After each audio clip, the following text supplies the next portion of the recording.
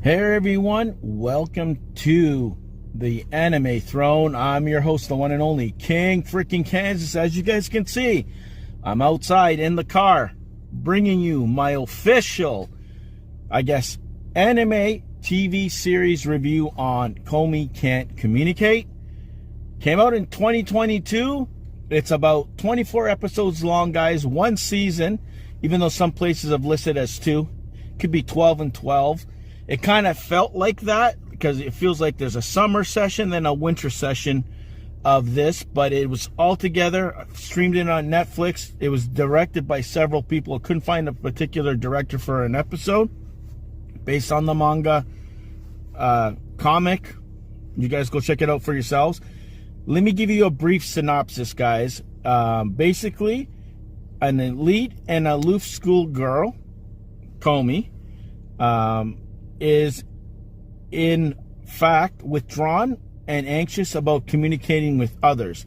She meets an ordinary schoolboy, Tadano, who befriends her and helps her open up and talk with people, and at the same time fulfill her request of making friends with 100 people in the process, because apparently this is, I think from what I gather, a school where communication's key, and she's the opposite, guys.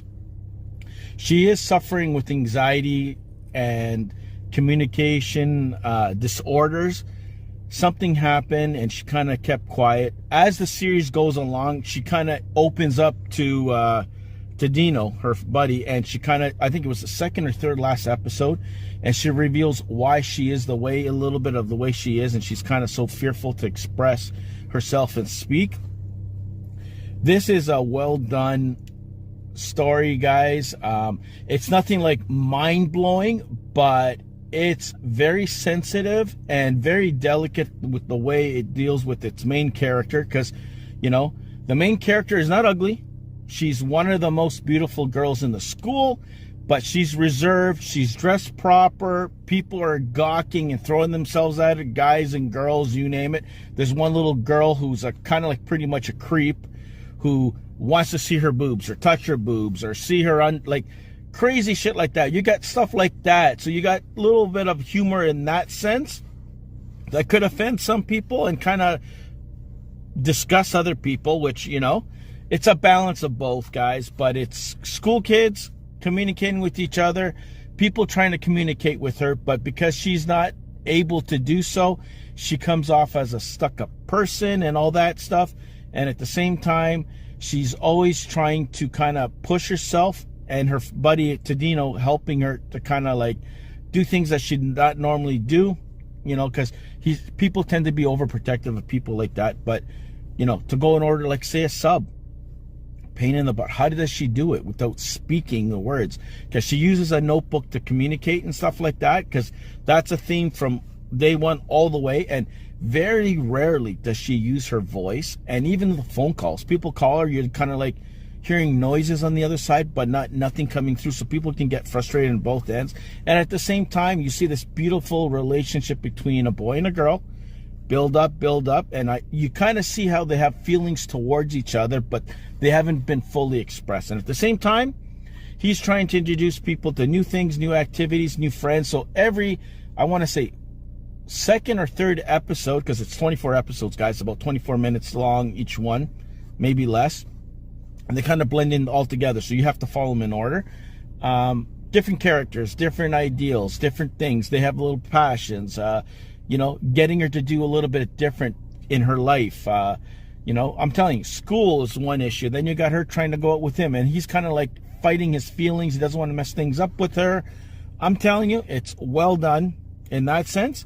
You know, did the series, after watching 24 episodes, did it get somewhere? Yes and no. I think no, if I had to say honestly, is because they're probably leading into a second season where things are going to pick up between the two characters. I think there's more to develop, right? And it's kind of cool because you start to find, you know, feel both, I guess, learn about more about the characters in general, like, you know, where she's coming from, where he's coming from, and nervous. And you learned a lot about the Japanese culture, and even the school education, guys. It's all year round.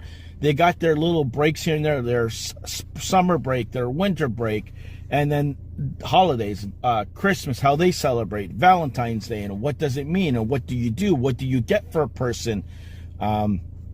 There's even the way they were dressing up to raise money, and the way people are acceptable, and the way they treat women, and the way the guys act, and what's okay and what's tolerant, what's not tolerant. It's amazing to see Japanese or Asian culture, the way they think of things in everyday life and all that.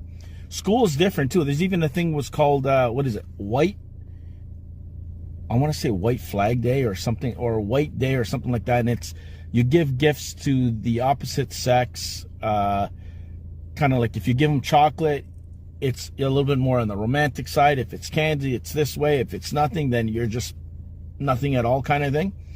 And it's, you'll see anxiety from both sides and intimidation on both ends too, on Komi's side and whatever, and her getting frustrated, and she wants to express herself but she can't. Something's holding her back. And I'm telling you, little moments like that, and you're on the edge of your seat sometimes to see if she's gonna say something, and then she doesn't, and she kind of runs and darts. And the animation is crazy. The way they express her, like being frustrated, scared, and overwhelmed and stuff, is good.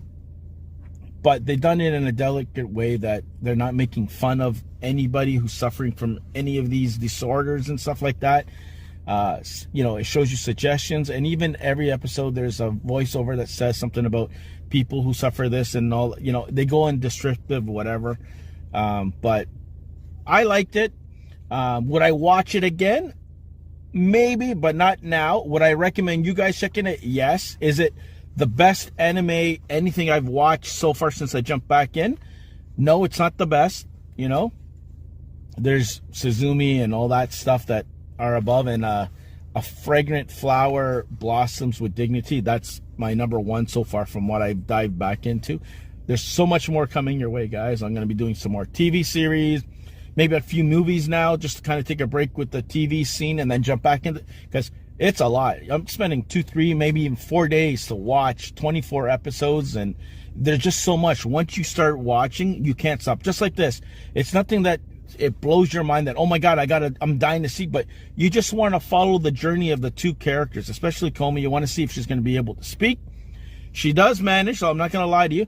She speaks completely to Tadano, who she feels very close and she trusts herself with. It was good to see that. You were happy that she actually found the courage to do so and express how she feels, and not to lie and cover up, you know, like they learn to suppress their feelings and, you know, make it about the other person instead of themselves, and not being selfish and gracious. And, you know, like there's a scene that he was sick, episode, and he called her by accident, but he didn't want to bring her over and make her feel uncomfortable, but she still came, man. She took care of him, cooked, whatever the hell, and then sister gets involved, his sister, and kind of embarrasses it, and she kind of runs. And then a friend who doesn't want to leave her alone, she's Mrs. Know-It-All, which is hilarious. But anyways, I recommend you guys checking it out. Then comment in the comment section below, let me know what you think of Komi Can't Communicate. Good series. Looking forward to season 2. Hopefully it's gonna elevate things, because it's interesting. Like I said, give it a try. Come back in the comment sections. Like, share, and subscribe. Check out our other Anime Throne reviews coming your way. I'm going to try and do 2 every week, guys. Possibly 3. Depends if I can squeeze one. You know, I might do like 2 series and a show, or a show and 2 movies. Either way, Tuesdays and Saturdays guaranteed every week. And then I'll see if I'll squeeze another one. Maybe on a Thursday if I feel like it, if I have time. So anyways, be the hell good. Stay off the King's Throne. And I'll see you guys where? Right here on YouTube land.